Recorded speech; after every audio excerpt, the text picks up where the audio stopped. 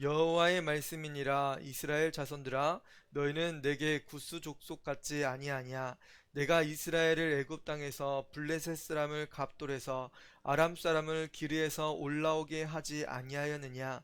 보라, 주 여호와의 눈이 범죄한 나라를 주목하노니 내가 그것을 지면에서 멸하리라. 그러나 야곱의 집은 온전히 멸하지는 아니하리라. 여호와의 말씀이니라. 보라, 내가 명령하여 이스라엘 족속을 만국 중에서 체질하기를 채로 체질함 같이 아니하려니와 그 한 알갱이도 땅에 떨어지지 아니하리라. 내 백성 중에서 말하기를 화가 우리에게 미치지 아니하며 이르지 아니하리라 하는 모든 죄인은 칼에 죽으리라. 그날에 내가 다윗의 무너진 장막을 일으키고 그것들의 틈을 막으며 그 허물어진 것을 일으켜서 옛적과 같이 세우고 그들이 에돔의 남은 자와 내 이름으로 일컫는 만국을 기업으로 얻게 하리라. 이를 행하시는 여호와의 말씀이니라. 여호와의 말씀이니라. 보라, 날이 이를지라. 그때 파종하는 자가 곡식 추수하는 자의 뒤를 이으며 포도를 밟는 자가 씨 뿌리는 자의 뒤를 이으며 산들은 담 포도주를 흘리며 작은 산들은 녹으리라. 내가 내 백성 이스라엘이 사로잡힌 것을 돌이키리니 그들이 황폐한 성읍을 건축하여 거주하며 포도원을 가꾸고 그 포도주를 마시며 가원들을 만들고 그 열매를 먹으리라. 내가 그들을 그들의 땅에 심으리니 그들이 내게 준 땅에서 다시 뽑히지 아니하리라. 내 하나님 여호와의 말씀이니라. 아멘. 네, 오늘은 주 여호와의 눈이 주목하는 것이라는 제목으로 말씀 전하도록 하겠습니다. 하나님께서는 여러분들을 사랑하시죠. 하나님께서는 모든 성도들을 사랑하십니다. 그리고 그 사랑은 우리에게만 있는 것이 아니라 하나님이 지으신 모든 만물과 모든 사람들에게 포함되는 겁니다. 하나님이 우리를 만드셨고 우리를 사랑하시는데 이것을 거부할 수 있는 사람은 아무도 없어요. 그러나 하나님을 떠나고 하나님을 사랑하지 않고 이방 신을 따른다든지 자신이 믿는 것을 따른다고 그런 사람들은 하나님의 그 사랑과 은혜와 축복을 경험할 수가 없습니다. 우리에게 하나님의 축복과 은혜를 주시는데 우리는 언제나 거부하면서 하나님이 아닌 것을 다른 것을 사랑하고 살았습니다. 오늘 나오는 아모스 선지자라는 자는 누구냐면 아모스의 배경을 살짝 보면 아모스 1장에 보면 그 사람의 그 출생 배경에 대해서 나옵니다. 아모스는 어떤 사람이었냐면 어, 뽕나무를 키우는 사람이었어요. 그리고 목자라고 성경은 이야기해주고 있습니다. 어, 이 아모스가 드고아라는 지역에서 출생했는데요. 이 드고아라는 지역이 해발 840m 고지대입니다.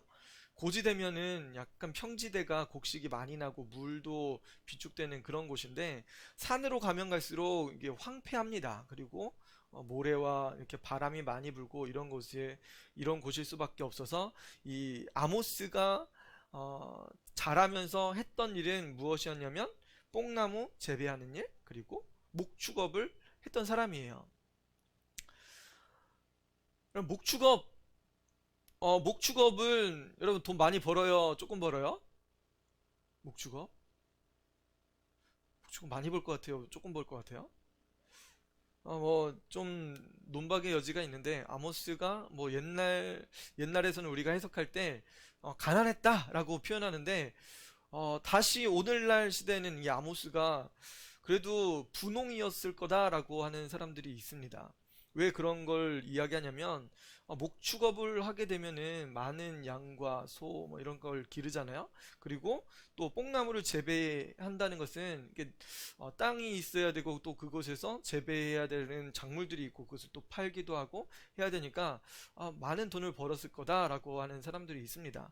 아무튼 이 아모스가 무슨 일을 했느냐가 중요한 것이 아니라 아모스의 이전 직업이 뭐였다는 거예요? 그냥 우리가 생각할 때 농민이었고 축산업에 봉사하는 일을 하는 사람이었다는 거예요. 그런데 하나님은 그를 부르셨습니다. 어느 한순간 부르셨어요. 그를 부르셔서 사용하시는데 오늘날에는 신학 과목이 있어서 신학 과를 졸업해야 하고 뭐 전도사, 강도사, 목사고시를 이렇게 보면서 주의 종의 사명을 감당하죠. 그런데 아모스는 이전에 무슨 신학 교육을 받았던 거예요? 선지자 교육을 받았던 사람이 아니었다는 모습을 볼 수 있습니다. 그 시대에 하나님께서 충성되이 쓸 사람을 하나님께서 부르신 거예요.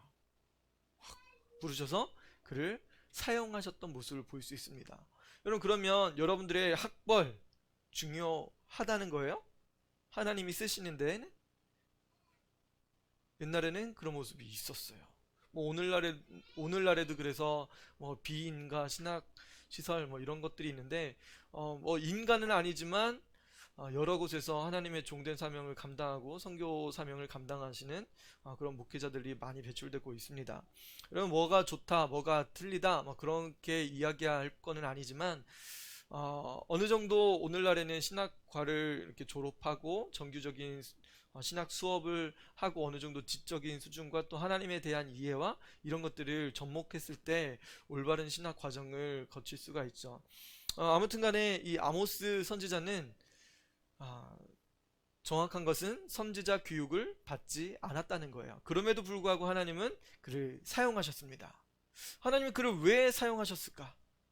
성경에 보니까 이 아모스가 어떤 시대에 쓰임 받았냐면 이스라엘이 제일 일단 북이스라엘과 남유다가 나눠져 있었던 당시 시대입니다. 그 당시에는 북이스라엘과 남유다가 나눠져 있는데 앞에 보세요. 네, 앞에 보세요. 계속 딴짓하지 마시고요, 우리 친구들. 남유다와 북이스라엘이 나눠져 있었던 시대예요. 근데 그 시대에 이 아모스는 어느 지역의 선지자였냐면 남쪽 유다의 선지자였어요. 그런데 희한하게 하나님은 이 아모스를 어디로 가라고 말씀하시냐면 너 북이스라엘에 가서 내 말을 전해라 라고 부름을 받은 거예요. 오늘날로 보면 남한 사람인데 북한에 가서 사역하라고 말씀하시는 거예요. 여러분, 북한에 가면 목사님 어떻게 되는지 알아요? 북한에 가서 선교 활동을 한다든지 북한에 가서 예수님 믿으세요 라고 하면 어떻게 되는지 우리 친구들 아나요? 몰라요? 북한에 가면 바로 잡혀갑니다. 그리고 엄청난 고문을 당하고 사상교육을 받고 그 다음에 개종이 안 될 때는 우상 숭배하라고 하죠. 김정은을 섬기라라고 이야기하죠. 엄청나게 강요를 많이 받아요. 그리고 그래도 안 되면 그는 감옥행을 가야 돼요. 평생 그 목회자나 선교사는 평생 그곳에서 감옥 생활을 하게 됩니다. 탄광에 가서 평생 일을 중노동을 하다가 죽게 되죠. 그래서 전 세계적으로 북한에 선교사님이 들어가는 것은 극히 제한됩니다. 그래서 선교사님들이 대부분 어디서 활동하냐면 북한 접경지대에 있는 두만강, 압록강 유역에서 중국이나 러시아 쪽에서 이렇게 활동을 하고 계세요. 그러면서 탈북한 사람들에게 복음을 전하고 그들을 남한으로 이렇게 데려오는 그런 사역을 많이 감당하고 있습니다. 여러분, 북한에 들어갈 수 있대요, 없대요? 목회자가 들어갈 수 없다는 겁니다. 이건 명확한 거예요. 그런데 하나님은 이 아모스를 어디에 가서 사역하라고 말씀하신 거예요? 너 북쪽 이스라엘 가서 내 말을 전해 라고 말씀을 전해 주신 거예요. 아모스가 이 말씀을 듣고 갔을까 안 갔을까? 맞아요, 갔어요. 하나님, 거기 가면 잡힌대요. 거기서 잡히면 심각한 고문을 당한대요. 매를 맞기도 하고 엄청나게 두드려 맞고 피를 흘리고 뼈도 부러지고 골절향도 되고 인두로 지지기도 하고 팔을 땡기기도 하고 음식도 제대로 먹지도 않고 먹는 것도 제대로 안 줘요. 평생 그는 사상교육 받다가 안 되면 감옥에 가서 평생 탄광에서 일하고 그곳에서 죽게 된대요. 하나님, 그런 곳에 가라고요? 여러분 같으면 북한에 가라고 하는 하나님의 음성을 들으면 가겠어요, 안 가겠어요? 가기가 심히 두렵죠. 가기가 심히 두렵습니다. 그런데 하나님을 떠나서 우상을 섬기는 그 북이스라엘에 가라고 하시는 하나님의 말씀을 듣고 아모스가 가고 싶겠어요? 안 가고 싶겠어요? 오, 오, 노, 오, 노, 노, 노, 노. 아니, 못 들은 걸로 할게요. 거기 가라고요? 아우, 저 그냥 농사 짓겠습니다. 저는 그냥 여기 양떼 치고 소 기르고 뽕나무 심고 그러겠습니다. 여러분 같아도 못 가겠죠. 여러분이 살고 있는 편안한 집, 여러분이 알고 지내는 이웃 주민들, 엄마 아빠 손길을 떠나서 북한에 가라고 생각해봐요. 그럼 어린이들 북한에 가면 어떻게 되는지 알아요? 부모님 없으면 꽃제비라고 해서 바닥에 있는 풀뿌리 주워 먹고, 겨울에는 풀뿌리도 없잖아요. 누구네 집에 가서 좀 주세요. 주지를 않아요. 옷도 허름하고 맨날 동상 걸리고 따뜻하게 집에 거할 수도 없습니다. 먹을 것도 없고. 여러분 돌봐주는 사람도 없어요. 왜 그러냐면 너무 고아들이 많아서. 김정은 정권이 그래요. 북한의 상황이 현 주소가 그렇습니다. 최근 들어 뭐 더 심각해졌죠. 뭐 대북 정책이 너무 강경하고 중국을 통해서 물자 반입이 안 되고 외화 벌이가 안 되기 때문에 북한은 엄청나게 고립되어 있는 상황에 처해져 있어요. 아무튼 이 아모스는 북쪽 이스라엘의 사명을 받고 갑니다. 가서 뭐 했을까요? 하나님의 말씀을 전했겠어요? 안 전했겠어요? 전합니다. 하나님의 말씀이 뭐였을까요? 좋은 말 하라고 보냈을까요? 아니에요. 이스라엘 백성들, 너네들 멸망할 거다. 너네들 조만간 패망할 거다. 불탈 거다. 많은 사람들이 잡혀갈 거다. 그리고 칼에 찔림 당하고 이 성은 불탈 거라고 이야기를 합니다. 그럼 북쪽 이스라엘 사람들이 그 이야기를 들으면 남쪽에서 이 선지자라고 하는 사람이 와가지고 그런 이야기를 하면 여러분 같으면 듣고 있겠어요? 아니면 그냥 화나요?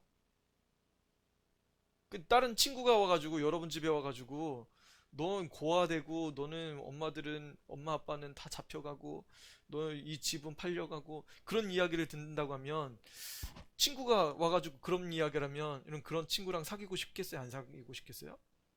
이게 뭐야? 우리 집에 와가지고 저주를 부어먹고 가네? 얘를 당장 잡아서 쫓아내. 부모님들이 들어도 이런 이야기 들으면 뭐 엄청나게 화나죠. 너네 할아버지 조만간 돌아가실 거야. 뭐 이런 이야기하고 예언이라고 하고 하나님 말씀이라고 하고 이런 이야기를 전해주면 그 친구를 누군데 그런 친구랑 사귀고 그래? 걔 친구에서 명단 제거해. 이런 이야기를 듣겠죠. 사실 아모스가 그런 이야기를 듣습니다.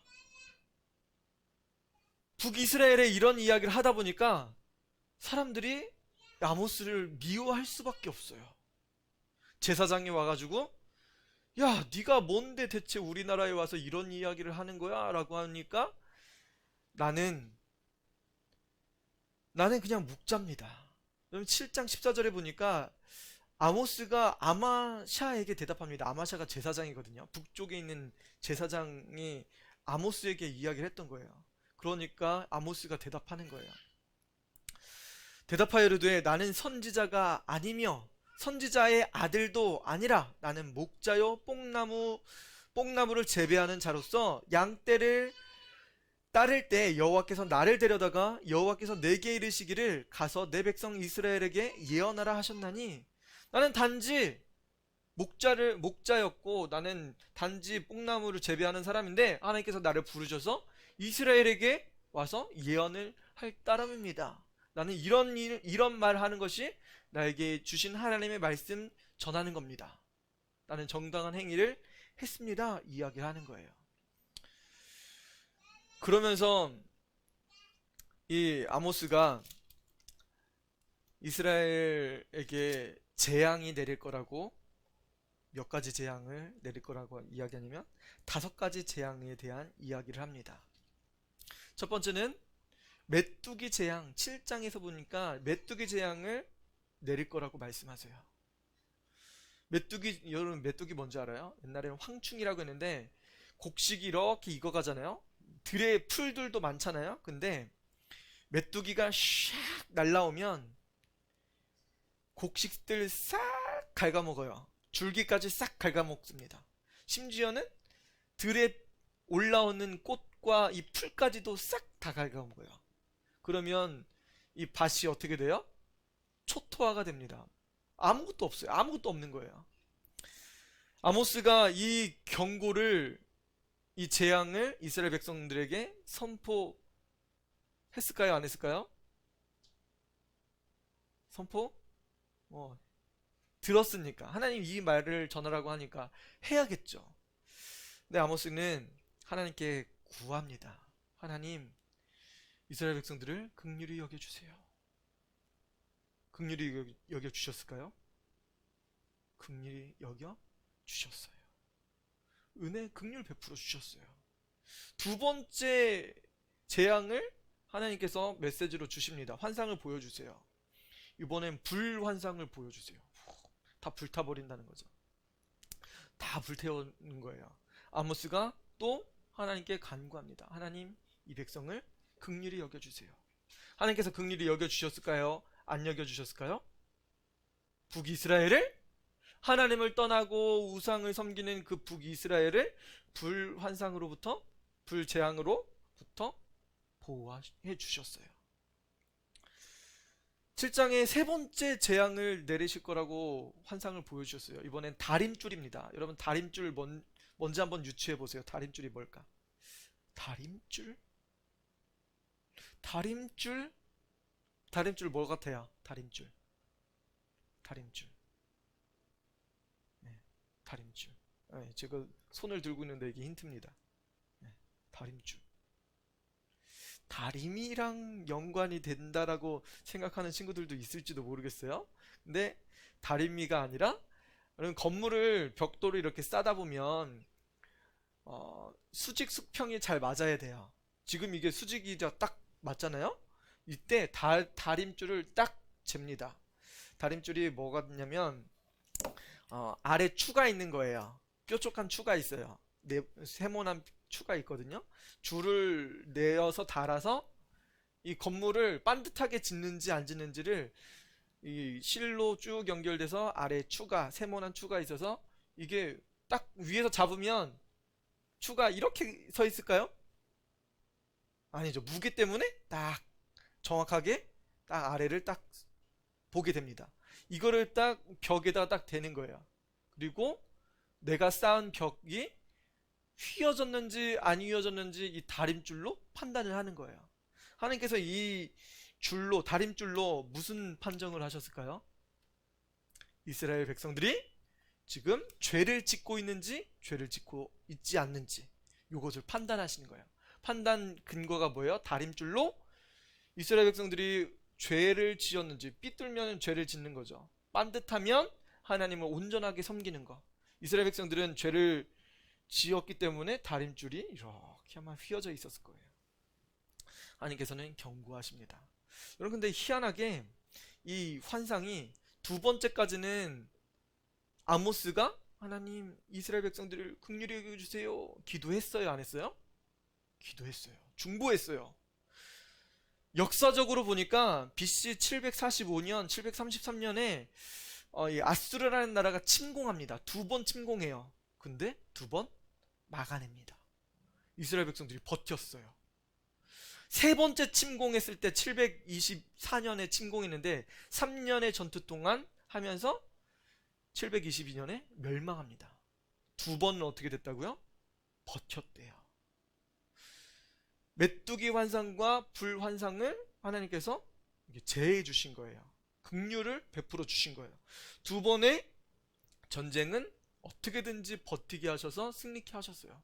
근데 마지막 세 번째 이 다림줄 환상을 통해서는 이스라엘 백성들이 심판받게 하셨습니다. 그 다음에 네 번째 환상이 나오는데요. 이번에는 여름 과일 한 광주리 환상을 봅니다. 이게 광주리가 있죠? 이렇게 광주리가 있는데 여기에 뭐가 있었냐면, 여러분 좋아하는 여름 과일 뭐 있어요? 여름 과일. 복숭아, 수박, 또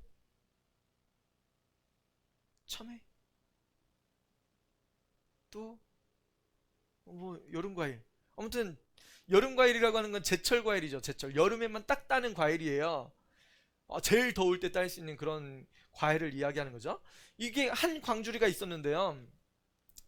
이스라엘의 영적인 비유였거든요. 이스라엘이 그 당시 아모스가 활동하는 당시가 군사력, 정치, 외교적 이게 제일 강한 시기였어요. 제일 강한 시기에 이 여름 과일로 비유를 한 겁니다. 근데 여름 과일 수박을 딱 따면 나머지 줄기에는 수박이 있어요, 없어요? 수박을 다 땄어요. 그럼 이 밭에는 수박이 있어요, 없어요? 하나도 없는 거예요. 이스라엘 백성이 마치 지금 최고 풍성하고 제일 강력한 시대를 살고 있는 것처럼 보여요. 그런데 이 여름 과일들을 다 따서 광주리에 딱 담으니까 요거가 빨리 안 먹으면 어떻게 돼요? 다 상해버리죠. 나머지 밭은 어떻게 해요? 밭은 황량해진다는 거예요. 이 여름 과일 광주리 환상을 보면서 심판이 임박해졌다. 너네들이 이것 지금 다 따면 니네들이 가지고 있는 정치, 외교, 군사력 요번만 한 번 마지막이니까 요거 딱 사라지면 이스라엘에게는 아무것도 없다라고 경고하시는 거예요. 그리고 다섯 번째 환상입니다. 오늘 9장이 다섯 번째 환상 이야기인데요. 다섯 번째 환상은 성전 파괴 환상입니다. 무엇이 파괴된다고요? 성전이 파괴된대요. 하나님의 성전이 파괴된다는 거예요. 여러분, 이스라엘 백성들에게 있어서 구원의 최후 보루가 뭔지 아세요? 구원의 최후의 보루? 이게 보루라는 것은 적군이 침공했을 때 막아주는 그런 엄폐물 같은 거거든요. 그러니까 성벽이 될 수도 있고 뭐 성 같은 것들이 될 수 있는 건데, 최후의 우리는 구원받았어 라고 여길 수 있는 최후의 보루가 뭐였냐면 바로 성전이었어요. 성전. 이스라엘 백성들은 거룩한 선민이었죠. 하나님께서 내가 너희를 택했어. 너희는 나의 백성이야. 내가 아브라함의 자손을 통해서 기업을 얻게 할 거야. 하나님께서 아브라함 후손을 통해서 구원을 이루어 가실 거라고 말씀하셨어요. 그것을 보여줄 수 있는 상징적인 것이 무엇이냐면 바로 성전이었던 거예요. 성전. 예루살렘 성전, 솔로몬의 성전이 딱 서 있으니까 와, 하나님은 정말 계시구나. 하나님이 우리나라를 지키고 계시구나. 이것을 알 수 있는 거였어요. 그런데 하나님께서는 그 성전을 어떻게 하신다고 말씀하신 거예요? 성전을 파괴하실 거라고 말씀하신 거예요. 성전을 파괴하신다. 그러면 이스라엘 백성들이 저 성전을 바라보면서 성전은 하나님이 계신 곳이야. 성전을 통해서 우리는 구원받을 수 있어. 하나님께 예배하면서 하나님께 나아갈 수 있어. 근데 그 성전이 무너져서 사라져 버렸다고 생각해 보세요. 이스라엘 백성들은 어디서 구원을 받겠어요? 자기가 가지고 있는 믿음? 이스라엘 백성들이 믿음이 있어요, 없어요? 믿음이 있는 것처럼 보이지만 형식적인 믿음에 불과했습니다. 이게 얼마나 심각한 거냐면 이스라엘 백성들이 사실은 미신적인 사고방식이 있었던 거예요. 성전에 하나님이 계시지. 성전을 통해서 우리는 구원받을 수 있어. 미신적인 행위였던 겁니다. 신앙이 아니라 단지 성전이 있었기 때문에 구원받을 수 있을 거라고 여겼던 거예요. 근데 하나님은 그 마지막 최후의 보루인 이 성전을 부셔버린다고 말씀하시는 거예요. 이스라엘 백성들에게는 엄청나게 큰 충격으로 다가올 수밖에 없었던 겁니다. 이 성전을 어떻게 하나님께서 무너뜨리는지 한번 보세요. 여러분 9장 1절에 보니까요. 내가 보니 주께서 제단 곁에 서 계셨대요. 하나님께서 성전 곁에 이렇게 서 있는데요. 기둥에 머리를 쳤다고 이야기하세요. 여기 성전에, 여기 교회도 보면 기둥이 여기 있습니다. 기둥이 여기 있어요. 기둥에 머리를 쳤대요. 저 윗부분입니다. 윗부분을 탁 쳐서 무엇을 흔드냐면 문지방이 움직이게 한대요. 이거 생각하면 굉장히 쉬운 거예요. 여러분, 선풍기가 있어요. 선풍기가 서 있습니다. 선풍기를 쓰러뜨리려고 하면 여러분, 위를 쓰러뜨려야 돼요? 위를 밀어야 돼요? 아래를 밀어야 돼요? 어디를 밀어야 될까요? 왜 위를 밀어요? 위가 무거우니까. 받치고 있는 거 많으니까. 근데 아래를 밀면 선풍기가 쓰러져요, 안 쓰러져요? 선풍기 어떻게 될까? 아래를 밀면? 왜냐면 그냥 밀려가요. 선풍기를 위를 물면 무게 때문에 넘어지는 거예요. 건물도 똑같아요. 건물을 아래를 치면 무너질까요? 아래를 치면 안 무너져요. 무너뜨리려고 하면 위를 치면 무너지는 거예요. 위를 받치고 있으니까. 아래를 치면 아무리 쳐도 단단하게 고정되어 있습니다. 그래서 성경은 위를 쳤대요. 기둥 머리를 치니까 어떻게 됐대요? 문지방이 이렇게 움직였대요. 움직여서 이게 부서져서 무리의 머리에 떨어졌대요. 이스라엘 백성들 머리 위에 떨어졌대요. 이스라엘 백성들이 그렇게 섬기려고 했었던 이 성전, 하나님께서는 그것을 무너뜨려 버리신 거예요. 하나님께서 귀하게 여기신 게 성전이라는 거예요.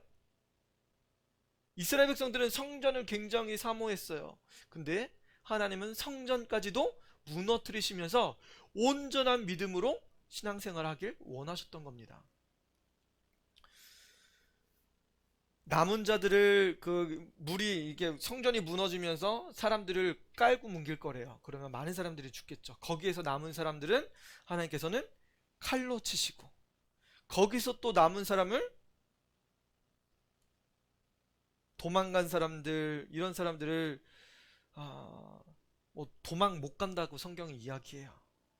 땅 속으로 도망가도 그곳에 이렇게 잡으시고, 하늘로 도망가도 잡아내시고, 산꼭대기에 가도 하나님께서 잡으신대요. 바다 물 깊은 데로 도망가도 하나님 잡으신대요.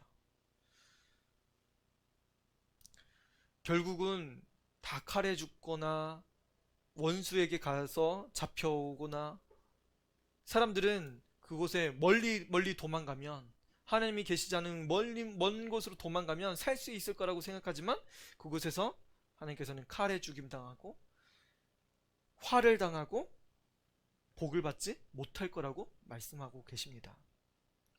여러분, 이게 왜 이런 이야기가 벌어졌을까요? 여러분, 왜 이런 재앙들이 생겼을까요? 이스라엘까지도 이런 일이 벌어진 이유가 뭘까요? 여러분, 7절 말씀해 보세요. 9장 7절에 여호와의 말씀이니라. 이스라엘 자손들아, 너희는 내게 구스 족속 같지 아니하냐. 내가 이스라엘을 애굽 땅에서 블레셋 사람을 갑돌에서 아람 사람을 기르에서 올라오게 하지 아니하느냐. 이게 좀 어려울 수도 있는데, 하나님께서 무엇을 말씀하시는가 하면 지금 세 족속을 이야기했거든요. 이스라엘 족속, 그리고 이스라엘 족속아, 너희는 내게 구스 족속 같지 아니냐 말씀하면서 이스라엘을 애굽에서, 그리고 블레셋을 갑돌에서, 아람 사람을 기르에서 올라오게 하셨다고 말씀하세요. 이것은 민족의 기원을 이야기하거든요. 민족이 처음 어디에서 기원했느냐, 어느 곳에서 처음 시작했느냐를 이야기하는 거예요. 우리에겐 조상이 있죠. 이것처럼 이스라엘에게도 조상이 있고, 또 그 조상만 있는 것이 아니라 어느 출신 지역이 있어요. 이스라엘은 애굽에서 민족으로 올라왔죠. 430년 종살이 하다가 애굽에서 올라오게 됐습니다. 이스라엘에게는 애굽에서 번성하고 애굽에서 올라온 게 굉장히 중요한 거예요. 왜냐하면 그곳에서 하나님께서 번성하게 하시고, 시작하게 하시고, 그곳에서 더 번성하고 또 나라와 민족을 세울 수 있게 해주셨기 때문에 그랬던 거예요. 똑같이 여기에 나오는 블레셋은 갑돌이라는 것에서 출발했습니다. 기원했어요. 크레타라는 섬에서 나왔는데 아람 사람을 기르에서 올라오게 하셨대요. 민족의 형성, 그리고 성장, 그리고 쇠퇴, 그리고 멸망까지도 하나님께서는 알고 계시고 그것을 소중하게 여기신다는 거예요. 그런데요, 여기 새 민족만 이야기했잖아요. 그런데 이 새 민족을 이야기하면서 8절에 보라 주 여호와의 눈이 범죄한 나라를 주목한다라고 말씀하세요. 그럼 무엇을 주목해 본대요? 누가 여러분을 이렇게 계속 쳐다보고 있다고 생각해 보세요. 계속 쳐다보고 있으면 여러분 어떤 마음이 들겠어요? 계속 쳐다보는 거예요. 주목해 본다는 건 계속 보고 있는 거거든요. 하나님께서는 무엇을 주목해서 보냐면, 따라해 보세요. 범죄한 나라. 하나님께서는 범죄한 나라를 주목해 보고 계시다고 성경이 이야기해 주고 있어요. 오늘 제목이죠. 주 여호와의 눈이 주목하는 것. 하나님께서 주목해서 보는 것이 무엇이라고요? 범죄한 나라라는 겁니다. 하나님은 범죄한 나라를 주목해서 보고 계세요. 잘 유심히 보고 계신 거예요. 범죄한 나라. 이 나라가 죄를 범했으면 어떻게 할까요? 죄를 돌이키게 하나님께서 법을 통해서 통치하시고, 또 어떤 때는 재앙을 내리시기도 하고 하면서 하나님께 돌아오기에 만드시죠. 계속 보고 계신 거예요. 범죄한 나를 주목한다고 말씀하시면서 내가 그것을 지면에서 멸하리라. 끊임없이 범죄하는 나라 하나님께서 멸하신대요. 하나님의 말씀이에요. 범죄한 나라는 하나님께서는 멸하신다고 이야기합니다. 여러분, 이 땅에 많은 나라가 있었어요. 특별히 이 아모스 1장 2장에 보면 범죄한 나라의 죄상을 이야기해 주거든요. 제가 범죄한 나라가 어떤 죄를 지었는지 찾아봤습니다. 1장에 보니까 다메섹의 죄가 나옵니다. 길르앗을 압박했대요. 그리고 가사의 죄, 가사라는 나라의 죄는 잡은 자를 에돔에 넘겨줬대요. 그게 죄의 이유예요. 내가 잡은 사람을 그냥 도로 풀어줘야 되는데 다른 나라에 팔아 넘겼다는 겁니다. 그 다른 나라가 원래 싸웠던, 내가 잡아왔던 나라랑 엄청나게 원수였으니까 이 사람들을 어떻게 했겠어요? 이 포로를 엄청나게 학대했겠죠. 세 번째는 두로의 죄인데요. 형제의 계약을 기억하지 않고 잡은 자를 에돔에 넘겼대요. 똑같이 했죠. 가사의 죄랑. 그리고 에돔의 죄가 나옵니다. 에돔은 어떤 죄를 지었냐면 칼로 형제를 치는데 분내면서 쳤대요. 전쟁을 하는데 하면서 막 화를 내면서 막 전쟁을 치렀다는 거예요. 그리고 화내는 것도 죄입니다. 화를 내면서 동생을 때리거나 언니 오빠를 괴롭히거나 학대하는 것, 괜히 아빠를 이렇게 때리고 엄마를 막 화를 내면서 하는 것도 죄라고 성경은 분명히 이야기하고 있어요. 암몬 자손의 죄입니다. 자기 지경을 넓히려고 길르앗의 아이 벤 여인의 배를 갈랐대요. 이거는 임신한 여인의 배를 갈랐다고 이야기하는 거예요. 땅을 넓히려고. 모압은 어떤 죄를 지었냐면 에돔 왕의 뼈를 불살라 죄를 만들었대요. 다른 나라의 죽은 왕을 무덤에서 이렇게 빼내가지고 그것을 불살라서 태워버렸대요. 엄청난 죄를 지었습니다. 유다는 어떤 죄를 지었냐면 여호와의 율법을 무시하고 율례를 행하지 않고 조상들이 지었던 그 거짓말을 속고 살았다고 이야기합니다. 이스라엘은 은을 받고 심판하고 신을 받고 가난한 자를 팔고 힘없는 자, 연약한 자, 이런 사람들을 학대했대요. 아버지와 아들이 제단 앞에서 같이 여인과 누우는 행위를 하고 신전에서 포도주를 마셨다라고 이야기합니다. 이런 죄를 지으면 하나님께서 가만히 냅두신다고요? 주목하여 보시는 거예요. 여러분, 죄 짓는 순간 여러분 어떤 마음이 들어요? 누군가 나를 보고 있는 것 같아. 분명히 엄마는 알고 계실 텐데. 이거 아빠한테 들키면 어떡하지? 여러분 그런 두려움이 있어요, 없어요? 있죠. 여러분 그 순간 하나님이 지켜보고 계신다는 거예요. 주목하여 보신다는 건 바로 그런 겁니다. 여러분 처음 죄를 지었을 때는 그 두렵고 떨리는 마음 때문에 내가 이거 들키면 어떡하지? 그런 마음이 있어요. 그런데 죄를 한 번 지었을 때 엄마 아빠한테 안 들키면 한 번 또 해요. 근데 두려우는 마음이 있을 조금은 더 적어들어요. 또 그런 죄를 또 지으면, 똑같은 죄를 또 지으면 두려운 마음들이 조금씩 조금씩 줄어듭니다. 나중에는 어떻게 돼요? 담대함으로 죄를 짓고 부모님, 자기를 억압하는 사람들에게 손을 들고 폭력을 행합니다. 여러분 이게 이렇게 처음에 우리에게 어떤 게 관여하냐면 우리에게 양심이 관여합니다. 양심이 우리를 돌이키게 계속 만드는 거예요. 그런데 우리가 하나님 앞에 그때 돌이켜야 되는데 우리는 돌이키지 않을 때가 많아요. 근데 정확한 건 뭐냐면 하나님께서는 그때 우리를 지켜보신다, 안 지켜보신다?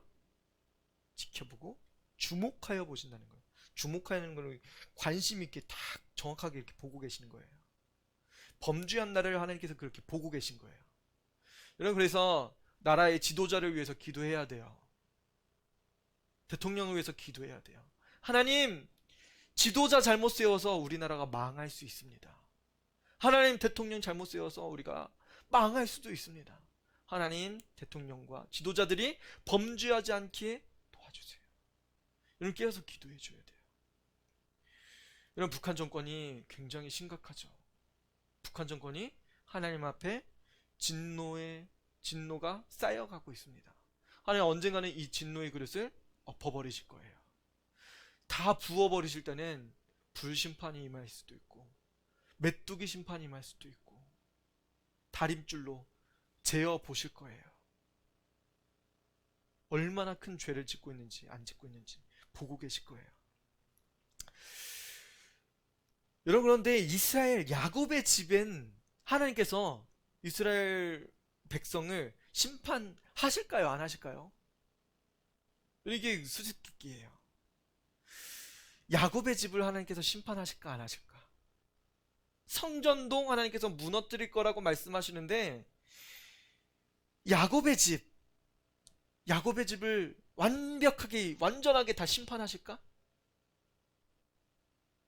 하나님은 야곱의 집을 향해서는 완전하게 심판하지 않는다라고 말씀하세요. 이런 굉장히 재밌는 이야기예요. 야곱의 집은 온전히 멸하지는 아니하리라 여호와의 말씀이니라. 여러분 왜 야곱의 집만은 온전하게 다른 나라들은 그냥 완전히 다 밀어버리셨어요. 완전히 지도에도 없게 만들어 버리셨어요. 그런데 야곱은 왜 완전하게 멸하지 않으셨을까? 보라, 내가 명령하여 이스라엘 족속을 만국 중에서 채로 체질함 같이 하려니와 그 한 알갱이도 땅에 떨어지지 아니하리라 말씀하세요. 이건 뭐냐면 여러분 채가 있습니다. 옛날에 키라고 이야기하죠. 키를 이렇게 딱 들고 콩이랑 이렇게 까부는 걸가 있어요. 콩깍쟁이 알죠? 콩깍쟁이 뭐 이런 것들이 콩이랑 이렇게 섞여 있을 때 이것을 뭐 발로 밟거나 이것을 탁 터트려졌을 때 이게 막 섞여 있어요. 콩이랑 껍질이랑 섞여져 있을 때 이거를 키질을 합니다. 할 때 바람이 불면 쭉정이는 어떻게 돼요? 날아갑니다. 하나님께서 이건 키질을 하는 거예요.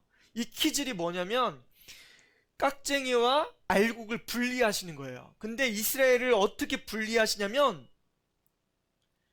여러 만국 중에서 체질하기를 체질함 같이 하려라고 말씀하세요. 채를 막 치는 거예요. 콩을 까부르는 겁니다. 해서 깍쟁이 속에 있는 콩을 벗겨버리는 거예요. 이게 키질을 할 때 농부가 이 키질 할 때 이 속에 깍쟁이 속에 이걸 하나라도 어떻게든지 더 벗기려고 열심히 채질을 하잖아요. 하나님도 그 한 알갱이도 땅에 떨어지지 않기 위해서 끊임없이 때리시는 거예요. 무엇을요? 이 깍쟁이를. 하나님은 이스라엘 백성들 속에서 남은 사람 신앙을 하나님께로 두고 성실하게 하나님만을 믿는 사람을 발견하기 위해서 열심히 이스라엘에게 재앙을 내리셨던 거예요. 여러 민족 중에서 체질을 당하게 하셨던 거예요. 여러분, 그리스도인들이 왜 환난을 당해요? 그리스도인들이 왜 고통을 당해야 돼요? 그 속에서 진짜 하나님 믿는 사람을 찾길 원하시는 거예요. 어떤 사람들은 아프면 하나님이 나를 증오하시나 봐. 나는 하나님 믿으면 안 되는 사람인가 봐. 나는 과학을 믿겠어. 나는 의사 선생님을 믿겠어. 아픈 사람들은 그렇게 떠나가는 사람이 있어요. 어떤 사람들은 우리 집에 재앙이 좀 환란이 있으니까 나 하나님 더 이상 못 믿겠어. 나 예전에 믿었던 신은 섬길 거야. 그렇게 하나님을 떠나는 사람들이 있어요. 하나님 뭐 하시는 거예요? 환난을 통해서 진짜 믿음 있는 사람들을 키질하시는 거예요. 채찍질 하시면서 하나님 맞습니다. 나 하나님 사랑합니다. 우리에게 이런 환난을 주시고 이런 아픔을 주시지만 나는 하나님만 섬기겠습니다. 누구처럼요? 옛날에 자신의 몸에 환난을 당했던, 그리고 자신의 자녀들이 죽고 자신의 전 재산이 불탔던 누굴까요? 욥같이. 욥 같은 믿음을 만드시기 위해서 하나님께서 끊임없이 일하시는 거예요. 사랑하는 성도 여러분들이 무엇을 기억해야 되는 거예요? 하나님의 이 키질하심을 기억해야 돼요. 하나님이 그렇기 때문에 야곱의 집은 온전하게 완전하게 멸하지 않으시는 거예요. 여러분, 이 온전하게 키질하시면서 여기서 나왔던 이 곡물, 이걸 어떻게 하실까? 쭉쟁이들은 다 버리시는 거예요. 그리고 그 알곡을 모아서 하나님께서 무엇을 하실까? 말씀 한번 쭉 읽어볼게요. 내 백성 중에서 말하기를 화가 우리에게 미치지 아니하며 이르지 아니하리라 하는 모든 죄인은 칼에 죽으리라. 하나님, 나는 이런 죄가 없었으면 좋겠어요 라고 하는 사람들은 죄인이라는 거예요. 하나님이 뭐를 결정하셨어요? 이스라엘 백성들을 채찍질 하시기를 결정하신 거예요.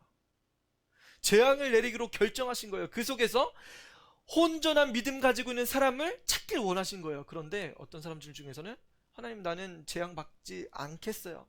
나에게는 축복 내려주세요. 나에게 복 주세요 라고 하는 사람은 뭐라는 거예요? 죄인이라고 말씀하시는 거예요. 그 사람이 죄인이야 라고 말씀하신 거예요. 여러분, 우리가 채찍질 받을 때는 뭐예요? 하나님, 그 채찍질이 나에게 신실한 겁니다. 나를 채찍질 하시고 나에게 온전한 믿음이 되어질 수 있게 도와주세요. 온전하게 하나님 섬길 수 있게 나를 믿음으로 인도해 주세요. 하나님 끝까지 섬길 수 있게 도와주세요. 그 믿음을 가지길 원하셨던 거예요. 축복만 받길 원하는 사람들은 모든 죄인이라고 칼로 죽음을 당할 거라고 말씀하세요. 그날에 내가 다윗의 무너진 장막을 일으키고 그것들의 틈을 막으며 그 허물어진 것을 일으켜서 옛적과 같이 세울 거라고 말씀하세요. 하나님은 그때 마지막 때에 이스라엘 중에서 그 사람들, 성도를 온전하게 하나님 섬기는 사람들을 세워주셔서 이스라엘을 온전하게 세울 거라고 말씀하세요. 그들이 에돔의 남은 자와 내 백성, 내 이름으로 일컫는 만국을 기업으로 얻게 하리라. 이 일을 행하시는 여호와의 말씀이니라. 에돔은 그 에서의 후예잖아요. 에서의 후예처럼 남아있는 사람들, 하나님을 믿는 남은 사람들을 만국 중에서 기업으로 세울 거라고 말씀하시는데 13절부터 굉장히 흥미롭습니다. 여호와의 말씀이니라. 보라, 날이 이를지라 그때 파종하는 자가, 이런 파종하는 사람이 뭐냐면 씨를 뿌리는 사람이거든요. 씨를 뿌리는 사람이 곡식 추수하는 자의 뒤를 이을 거래요. 추수를 하는데 추수를 다 했어요. 추수를 다 했는데 뒤를 돌아보니까 뿌리는 사람이 또 씨를 또 뿌리는 거예요. 이거 왜 이런 일이 벌어졌냐 보니까 추수할 것이 너무나 많은 거예요. 추수할 것이 너무나 많으니까 자르고 나니까 뒤에서 바로 또 씨를 뿌리는 거예요. 여기 가서 또 추수하고 나니까 또 뒤에서 또 뿌리는 거예요. 추수할 게 너무나 많다. 여러분, 하나님께서는 우리에게 풍족한 양식을 주는데 몇 배를 거둘 거라고 말씀하세요? 하나님의 일하심은, 하나님께서 추수하심은 30배, 60배, 100배라고 말씀하세요. 우리는 그냥 올해 한 해 농사 졌으니까 우리 먹을 것만 추수하면 되지 라고 생각할 수 있어요. 그런데 하나님은 어떤 방법을 가지고 계신 거예요? 30배, 60배, 100배라는 거예요. 우리에게 축복을 주셔도 30배, 60배, 100배를 주시는 거예요. 내가 내 백성 이스라엘에 어, 어, 추수하는 자의 뒤를 이으며 또 포도를 밟는 자가 씨 뿌리는 자의 뒤를 이으며 산들은 단 포도주를 흘리며 작은 산들은 녹으리라. 너무 추수할 것이 많다는 거예요. 내가 내 백성 이스라엘이 사로잡힌 것을 돌이키리니 그들이 황폐한 성을 건축하며 거주하며 포도원들을 가꾸고 그 포도주를 마시며 과원들을 만들고 그 열매를 먹으리라. 내가 그들의 땅에 심으리니 그들이 내가 준 땅에서 다시 뽑히지 아니하리라. 내 여호와의 말씀이니라. 여러분, 추수할 것이 너무나 많다고 성경은 분명히 말씀하고 계세요. 저희 부모님이 묘목을 하십니다. 묘목을 하시는데 제가 이렇게 봐요. 가을에 가서 씨를 따옵니다. 씨를 따오고 이것을 말립니다. 말려요. 그 다음에 말린 것을 이렇게 까불러요. 발로 막 밟아가지고 씨를, 이 열매 안에서 씨를 빼냅니다. 씨를 추출하는 거예요. 씨를 추출한 다음에 씨를 다 모아요. 완전히 까불러가지고 씨를 모아가서 가마니에다 담습니다. 그 다음에 물에 불려요. 물에 불리고 나서 모래 위에다가 매장을 시켜요. 모래 위에 매장을 시키고 그 다음 해에 이것을 다시 물을 주고 들에 뿌립니다. 들에 뿌리면 묘목이 자라는데 몇 개가 자라는지 알아요? 30배, 60배, 100배가 여기서 나와요. 우리 시골 동네에 가면 150년 된 느티나무가 있어요. 우와, 150년 된 느티나무 이따만해요. 막 제가 한 어른들 한 5명이 이렇게 둘레 해야지 안을 수가 있어요. 근데 그 큰 나무 밑에 씨를 뿌립니다. 매년마다 씨를 뿌릴 거 아니에요? 거기서 자라는 느티나무가 몇 개인지 아세요? 몇 개일까요? 150년 동안 이 큰 느티나무 밑에서 자라는 느티나무 몇 개일까요? 하나? 또 150년이나 되는데 씨를 매년마다 150개만 뿌려도 사실 몇 천 개, 몇만 개씩 뿌립니다. 근데 밑에 가보면 몇 년 동안은 요만큼씩 자라요. 요만큼씩 자라는 애들도 있어요. 근데 몇 년을 봐도 제가 40년이 넘게 그렇게 봤는데 이 큰 느티나무 밑에 그거만큼 크는 나무, 그냥 요만큼 저보다 큰 나무를 본 적이 없어요. 자라지가 못합니다. 그런데 농부는 어떻게 해요? 그 씨를 모아서, 제가 말씀드렸죠, 모아서 까부르고 하면서 물에 불리고 모래에다가 저장했다가 그 내년에 이거를 씨를 뿌리는데 여기서 30배, 60배, 100배, 1000배, 10,000배가 얻는 거예요. 그럼 엄청나게 하나님께서 일하시는 모습을 볼 수 있죠. 여러분, 농부가 이렇게 지혜롭게 일합니다.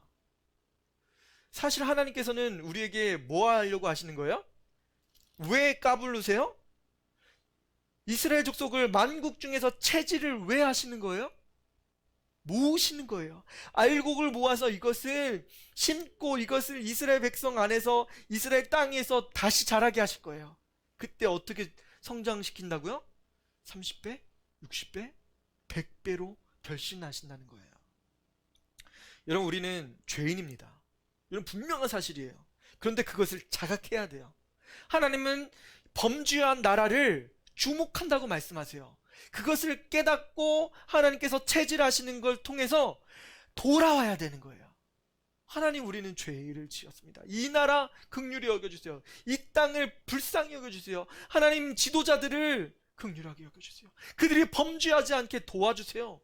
그럴 때 하나님께서 어떻게 하시는 거예요? 그 나라를 체질하시고 다시 기경하시고 모아서 알곡들, 하나님께 기도하고 열심 내고 진정한 믿음 있는 사람들을 모으시는 거예요. 그 사람을 통해서 씨를 다시 뿌리시는 거예요. 그들이 성장되어서 하나님께 온전한 나라로 세울 거라고 말씀하시는 겁니다. 여러분, 하나님께서는 여러분들 사랑하세요. 여러분들을 체질하시는 것은 이유가 있어서 그럽니다. 여러분들을 30배, 60배, 100배의 결실을 맺는 사람으로, 정말 하나님만을 사랑하는 사람으로 만드시려고 지금 체질하시는 거예요. 여러분, 어린 나이에 와서 예배드리는 우리 친구들, 하나님께서 너무나 사랑하시는 거예요. 하나님의 말씀을 들을 때마다 우리에게 지혜를 주실 거예요. 죄를 떠나게 하시고 하나님을 온전하게 섬길 수 있는 마음을 하나님께서 주실 겁니다. 그럼 같이 기도했으면 좋겠습니다. 하나님께서는 여러분을 너무나 사랑하세요. 하나님께서 여러분들이 긍휼을 베푸셔서 하나님께서 정말 사랑하신 그 사람, 이 세대를 살릴 사람, 다음 세대를 이끌어갈 신앙인, 그리고 이 나라를 이끌어갈 지도자를 만들기 위해서 하나님께서 여러분들을 훈련하고 계시는 겁니다. 하나님께서 너무나 사랑하는 사람들을 세우시려고 이 아모스를 보내주셨어요. 하나님의 말씀을 받으려고 하지 않은 이스라엘 땅, 그 땅에 가서 하나님의 말씀을 전하게 하셨습니다. 별 볼 일 없는 사람 같은 그 사람을 부르셔서 만국 백성들이 돌아와 엄청난 열매 맺을 거라고 하는 그 환상을 보여주셨어요. 우리에게 말씀하셨습니다. 여러분, 하나님께 감사하고, 하나님, 내가 하나님께 돌아가고 싶습니다. 내가 하나님께 돌아가서 하나님 무한한 열매를 맺을 수 있게 주님 도와주옵소서. 내가 그 결실을 맛볼 수 있게 도와주세요.